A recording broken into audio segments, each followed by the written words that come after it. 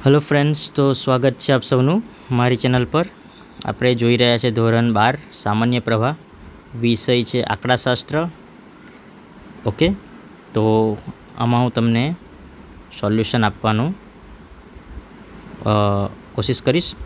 તો મિત્રો, સૌથી પહેલાં જો તમે મારી ચેનલ પર નવા હોય તો ચેનલને લાઈક કરો, શેર કરો અને સબસ્ક્રાઈબ કરો અને તમારા બધા જ ફ્રેન્ડ સુધી આ વિડીયોને પહોંચાડો। ઓકે, તો વોટ્સઅપ ચેનલની લિંક પણ કમેન્ટ બોક્સમાં મૂકી છે, તે પર તમે એકવાર જોઈ લો। આગળ જોઈએ આપણે, કયો સૂચકાંક લોકોના જીવન ધોરણનો ખ્યાલ આપે છે? ઓકે, તો શું આવશે? ઔદ્યોગિક ઉત્પાદનનો સૂચકાંક। ઔદ્યોગિક ઉત્પાદનનો સૂચકાંક। ઓકે, બીજું, સૂચકાંકની રચનામાં કઈ સરેરાશને શ્રેષ્ઠ ગણવામાં આવે છે? તો મિત્રો, સમાંતર કે ભારિત? ઓકે મિત્રો, આ બેમાંથી સાચો આન્સર છે કયો છે તો કમેન્ટ બોક્સમાં લખો। બીજું, પાસેના સૂચકાંકનું સૂત્ર મેળવવા વસ્તુનો ભાવ સાપેક્ષ P1/P0 નો ખર્ચ કયો ભાર આપવામાં આવે છે? તો ઓપ્શન સી આવશે, બરાબર। નેક્સ્ટ, એક વસ્તુનો ભાવ 18 વર્ષની સરખામણીમાં ચાલુ વર્ષ 4.5 ગણો વધે છે તો ભાવ સૂચકાંક કેટલો થાય? કેટલો થાય ભાવ સૂચકાંક? તો 450, બરાબર। જો આધાર વર્ષ 2015 સાપેક્ષમાં વર્ષ 2016માં નાણાંની ખરીદ શક્તિ 0.75 હોય તો વર્ષ 2016 માટે ભાવનો સામાન્ય સૂચકાંક કેટલો હોય?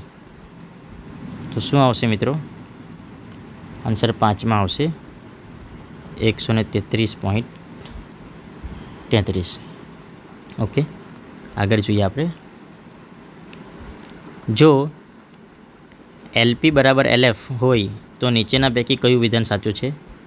તો આ આન્સર આવશે ઓપ્શન સી। સૂચકાંકની રચનામાં કઈ સરેરાશને પ્રચલિત છે? કઈ સરેરાશને પ્રચલિત છે? તો ભારિત મધ્યાંક, બરાબર।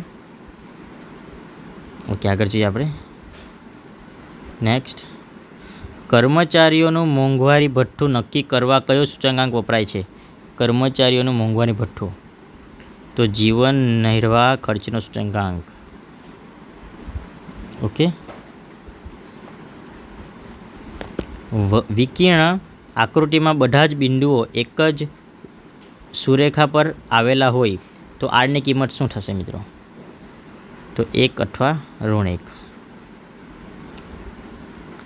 જો બે ચલ વચ્ચે અચળ પ્રમાણમાં એકબીજાથી વિરુદ્ધ દિશામાં ફેરફાર થતા હોય તો બે ચલ વચ્ચે કેવા પ્રકારનો સહસંબંધ મળે? તો સંપૂર્ણ ઋણ સંબંધ, સહસંબંધક। ઓકે, નીચે પૈકી આરની કઈ કિંમત શક્ય નથી? કઈ કિંમત શક્ય નથી? તો મિત્રો, જીરો। આ બીજો પણ આન્સર આવી શકે પણ આમાં પરફેક્ટ આન્સર નથી, તો 0 આન્સર આવશે। જો બે ચલ વચ્ચે સંપૂર્ણ ઋણ સંબંધ હોય તો આરની કિંમત કેટલી મળશે? તો આન્સર આવશે -1। ક્રમાંક સહસંબંધકની રીતિમાં બે ચલના ક્રમાંકોના તફાવતોનો સરવાળો શું થાય છે? તો આન્સર આવશે આ C1, બરાબર। બીજું, જો D² બરાબર 0 હોય તો ક્રમાંક સહસંબંધકની કિંમત કેટલી થાય? તો આન્સર આવશે 1, બરાબર। આગળ જોઈએ આપણે,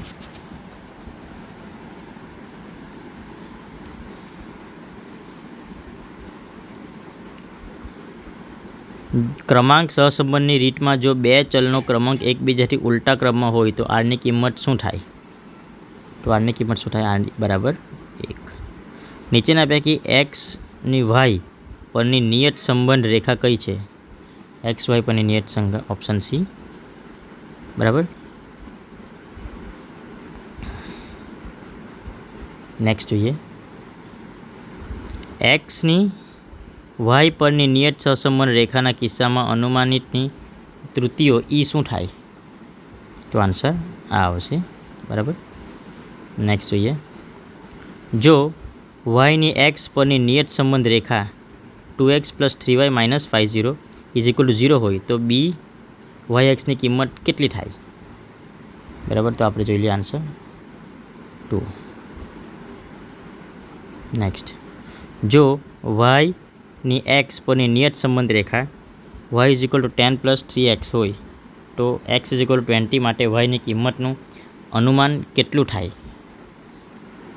મિત્રો? તે આપણે જોઈ લઈએ. તો 70. પ્રચલિત સંકેતોમાં બી વાય એક્સ એટલે શું? બી વાય એક્સ એટલે શું?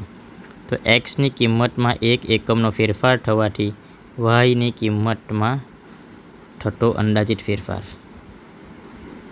સહસંબંધક આરની કઈ કિંમત માટે નિયત સંબંધકની કિંમત 0 થાય? તો આન્સર આવશે 0.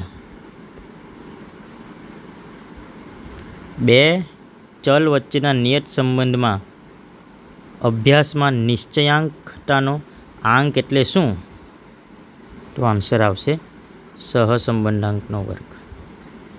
24મો જોઈએ. જો r બરાબર 0.8 હોય તો સાપેક્ષ ચલના કુલ ચલનો કેટલો ભાગ નિયત સંબંધ મોડેલ દ્વારા સમજાવી શકાય છે? તો 80%. ઓકે મિત્રો, આ વિભાગ બીનું સોલ્યુશન નથી કરતો. આ તમારે જોઈને વાંચી લેજો મિત્રો. અને તમારા બીજા બધા વિષયનું પણ સોલ્યુશન આ ચેનલ પર મૂકેલું છે.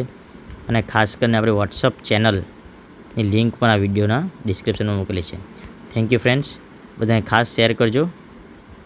અને આ IMP ક્વેશ્ચન છે, બોર્ડ એક્ઝામ પણ પૂછાઈ શકે છે. તો તમારા ફ્રેન્ડ્સ લોકોને શેર કરજો. Thank you. Most welcome.